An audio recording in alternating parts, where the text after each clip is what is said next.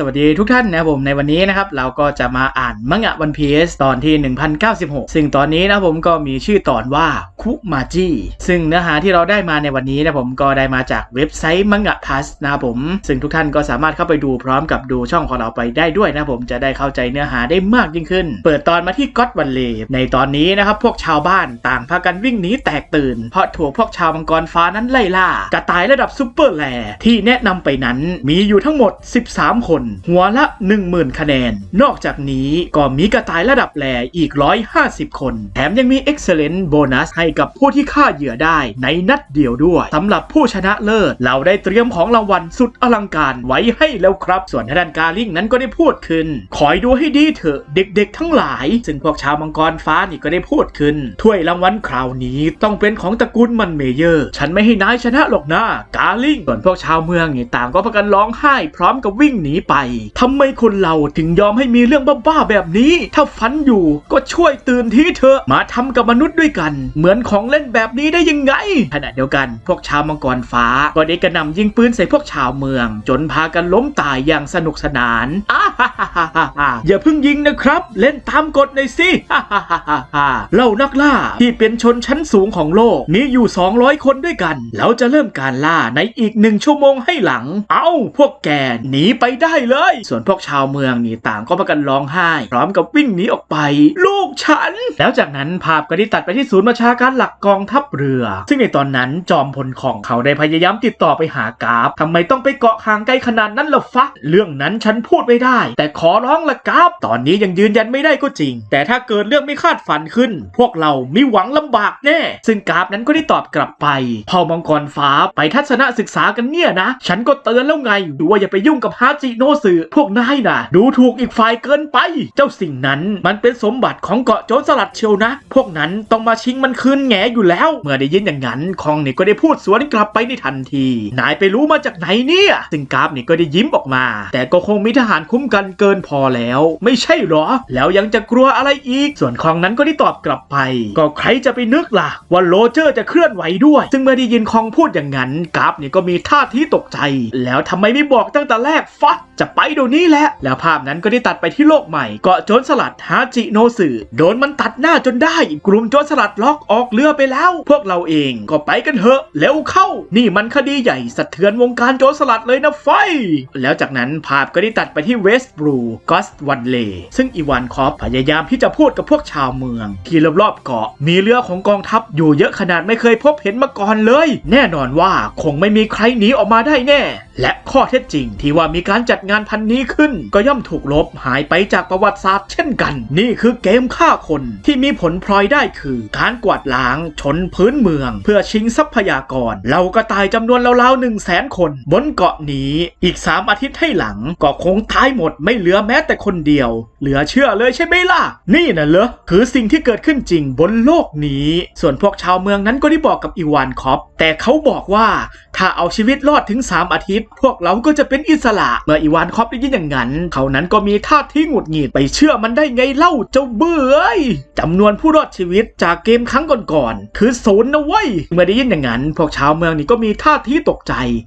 ถ้าพวกนั้นโกหกจริงแล้วทำไมต้องอุตส่าห์ให้ความหวังกับเราด้วยซึ่งอีวานคอฟนี่ก็ได้ตอบกลับไปเพราะมีความหวังพวกแกถึงยังวิ่งพล่านหนีกันได้ไม่ใช่หรือไงฆ่าคนที่สิ้นหวังจนได้แต่นั่งรอความตายมันจะไปสนุกตรงไหนเล่าอย่าฝันหวานเลยว่าพวกแกจะเอาชีวิตรอดในเกมบัตรซบนี้ได้ที่พวกแกต้องทำคือหนีออกจากเกมนี้ไปให้ได้ตั้งหากแล้วจากนั้นภาพก็ได้ตัดไปที่กาลิงซึ่งเขาได้เข้าโจมตีพวกชาวเมืองจนพากันล้มตายไปหลายคนเริ่มเกมมา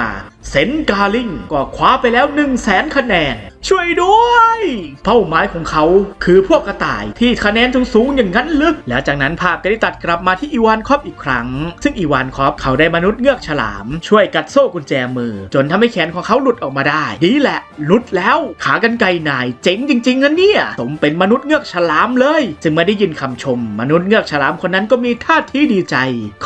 ขอบใจนะเพิ่งมีคนชมฉันครั้งแรกเลยนี่แหละส่วนท่านจินนี่ก็ได้พูดขึ้นของรางวัลของเกมนี้นี่แหละคือกุญแจสำคัญสำหรับหนีของพวกเราซึ่งเมื่อพวกชาวเมืองได้ยินอย่างนั้นพวกเขานี่ก็มีท่าทีงงๆกับคำพูดของจินนี่ของรางวัลเหรอซึ่งจินนี่นั้นก็ได้อธิบายให้ฟังชิ้นแรกคือผลปีศาจระดับเทพที่กินแล้วจะกลายเป็นสัตว์มายาเซริวมังกรฟ้าได้ส่วนอีกชิ้นคือผลนิคิวปุ่มเนื้อที่มีพลังทำให้สามารถส่งตัวเองและคนอื่นๆไปยังเกาะอันห่างไกลได้ตอนนี้ทั้งสองผลอยู่บนเกาะนี้แล้วส่วนท่านอีวานคอปนั้นก็ได้พูดแทรกขึ้นมาถ้าพวกเราคนใดคนหนึ่งกินผลที่ว่าได้ล่ะก็จะต้องช่วยพาคนหลาย10 คนออกไปจากนรกนี่แล้วก็ฝ่าวงล้อมกองทัพเรือไปได้แน่ส่วนท่านพวกชาวเมืองก็ยังคงสิ้นหวังกับการที่จะเอาชีวิตรอดออกไปจากเกาะนี้เดี๋ยวนะไม่ไหวหรอกของรางวัลพวกนั้นอยู่ที่ใจกลางเกาะเลยนะแล้วจินนี่นั้นก็ได้พูดขึ้นฉันน่ะเป็นเซียนด้านการขโมยกับดักฟังเมื่อ2 อาทิตย์ก่อนฉันปล่อยข้อมูลเรื่องเกาะนี้ให้รั่วไหลไปข้างนอกไว้ก่อนแล้วอาจจะมีใครได้รับสัญญาณไปแล้วก็ได้ส่วนแผนของเราจำเป็นต้องมีคนรับหน้าที่เป็นนกต่อด้วยนะเมื่อพวกชาวเมืองได้ยินอย่างนั้นพวกเขาต่างก็พากันนิ่งเงียบไปแต่ถ้าว่าคุมะนั้นเขาได้ยกมือขึ้นมาฉันจะเป็นนกต่อเองจึงเมื่อทุกคนได้ยินอย่างนั้นพวกเขานั้นต่างก็พากันอึ้งคุมะจึงคุมะนั้นก็ได้พูดต่อฉันตัวโตเพราะงั้นน่าจะรอดชีวิตได้นานกว่าคนอื่นอยู่แล้วและฉันก็ไม่อยากเห็นคนอื่นต้องตายด้วยเมื่ออีวานคอปได้ยินเช่นนั้นเขานั้นก็ได้หัวเราะออกมาฮิฮ่า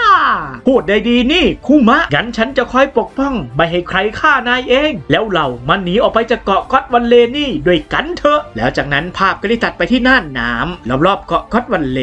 จู่ๆเรือของกองทัพก็ได้ถูกโจมตีเข้าอะไรนะพบกลุ่มโจรสลัดล็อกทางทิศตะวันออกของเกาะครับทำไมกันเดี๋ยวก่อนไม่ใช่แค่พวกนั้นเรือของโจรสลัดโด่งดังหลายกลุ่มโผล่ตามๆกันมาไม่ขาดสายเลยไม่เห็นมีรายงานเลยว่าพวกมันจะมาเป้าหมายคืออะไรกันแน่ยิงเลยซึ่งพวกทหารเรือต่างก็พากันยิงกระหน่ำที่ใส่เรือของกลุ่มโจรสลัดล็อกแต่นั่นมันก็ไม่เป็นผลเปล่าประโยชน์หน้ากองทัพเรือตามฉันมาซะกลุ่มโจรสลัดล็อกส่วนท่านหนวดขาวนั้นก็ได้พูดขึ้นเฮ้ยล็อกก่อนสิล็อกฉันไปเป็นลูกน้องแกตั้งแต่เมื่อไหร่ฮะไอ้บื้อนี่ส่วนท่านสตุดซี่ที่เกาะไหลหนวดขาวอยู่เธอนั้นก็ได้พูดขึ้นนิวเกตแล้วก็เธอเองก็เอาด้วยเหรอแล้วกอริโอซาเธอนั้นก็ได้หันไปพูดกับสตุดซี่ทำตัวน่าเกลียดจังนะสตุดซี่ซึ่งสตุดซี่นั้นก็ได้ตอบกลับไปหล่อนก็พอกันเลยอะกอริโอซาแล้วชิกินั้นก็ได้พูดแทรกขึ้นมางานนี้ใครแย่งได้ก่อนก็ชนะไปเลยสินะส่วนบิ๊กมัมนั้นก็ได้พูดขึ้นฉันขอรับมันไปเลยละกันเมื่อได้ยินพูดอย่างนั้น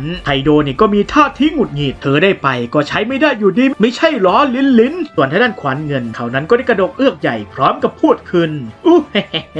สมบัติต้องเป็นของฉันแล้วหนวดขาวนั้นก็ได้พูดแทรกขึ้นมาเดี๋ยวเจ้าบ้าล็อกมันต้องลืมเป้าหมายเดิมแน่รีบไปตรวจดูให้ชัดๆกันก่อนเถอะเมื่อได้ยินหนวดขาวพูดอย่างนั้นชิกิก็ได้ตวาดสวนกลับไปในทันทีแกอย่าสะ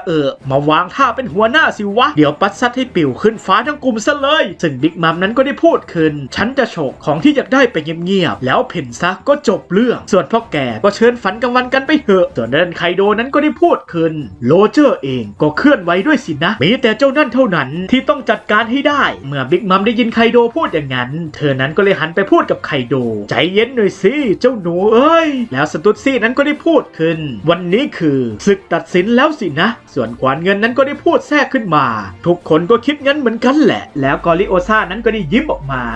วันนี้แหละจะได้รู้ผลกันสักทีแล้วจากนั้นเสียงระเบิดก็ได้ดังขึ้นที่บริเวณชายฝั่งกลุ่มโจรสลัดล็อกขึ้นฝั่งมาแล้วซึ่งพวกชาวมังกรฟ้าได้ยินรายงานอย่างนั้นพวกเขานี่ก็มีท่าทีโมโหก็เลยหันมาต่อว่าพวกทหารเรือมัวทำอะไรอยู่น่ะเจ้าพวกกองทัพเรือถ้าเกิดอะไรขึ้นกับพวกเราแล้วจะทำยังไง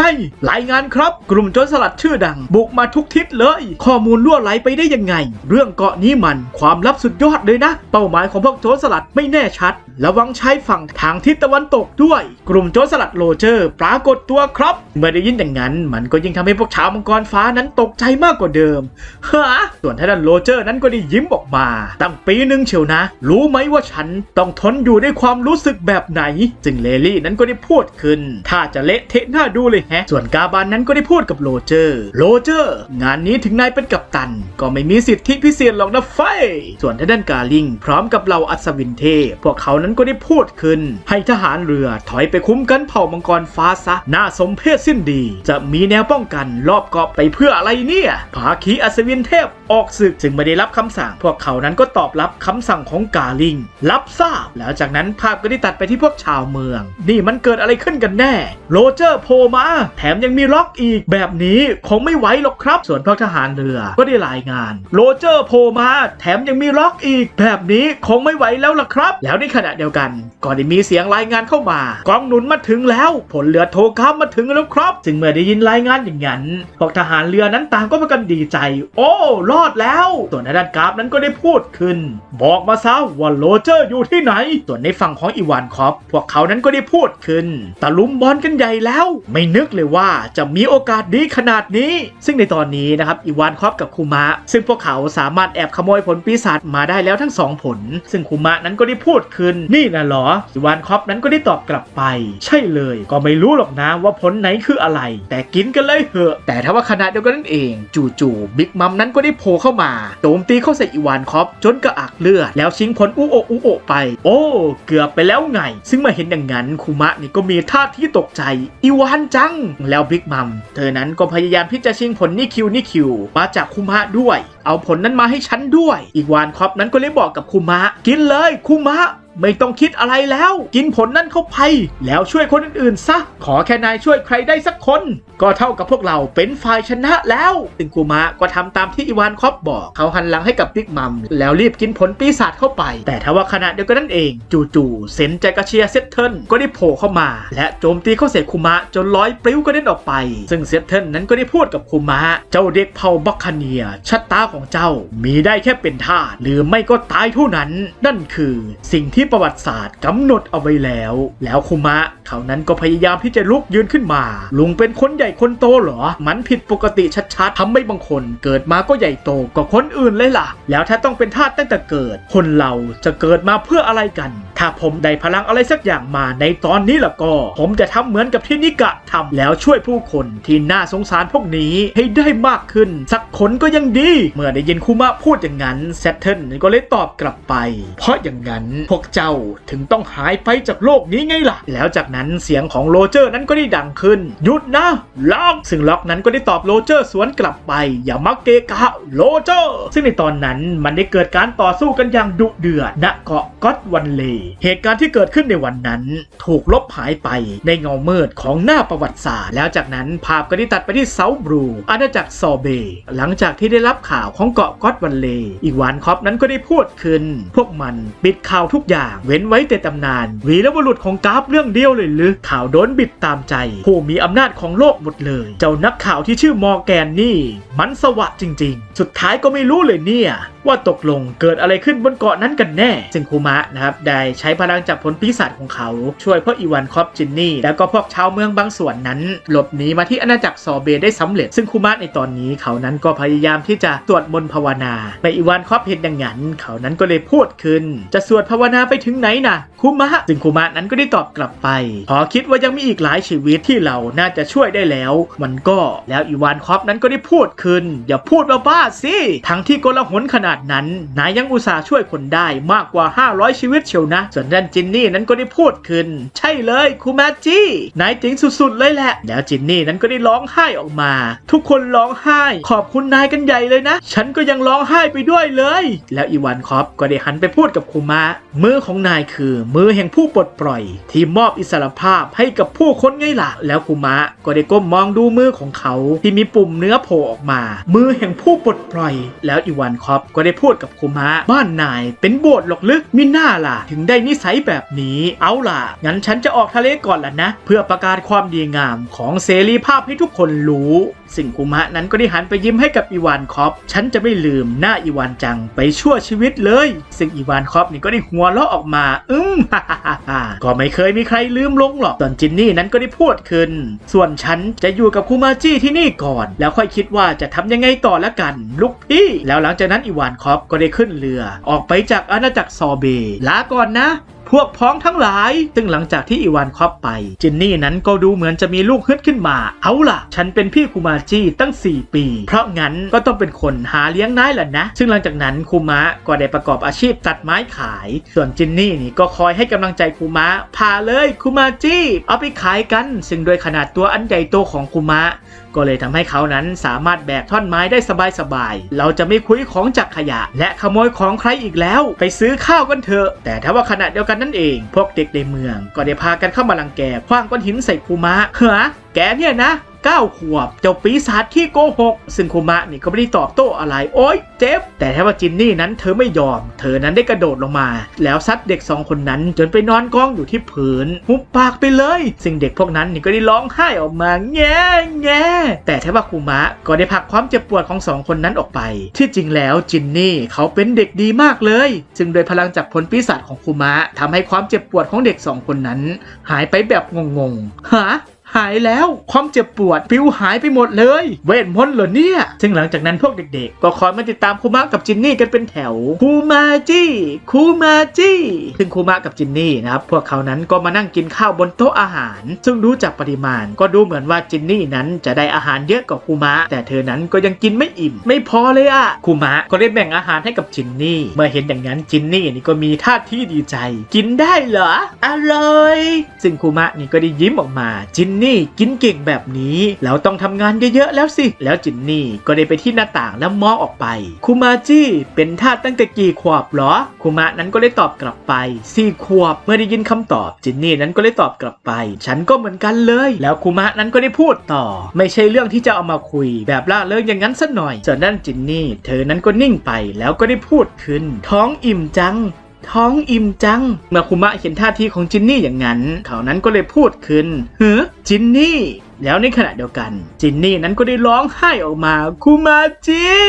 เมื่อเห็นจินนี่นั้นร้องไห้คุมะนั้นก็เลยร้องไห้ตามอะไรกันเล่าอย่าร้องไห้สิจินนี่แล้วจากนั้นพวกเขาก็ได้พากันอาศัยอยู่ในบ้านหลังนั้น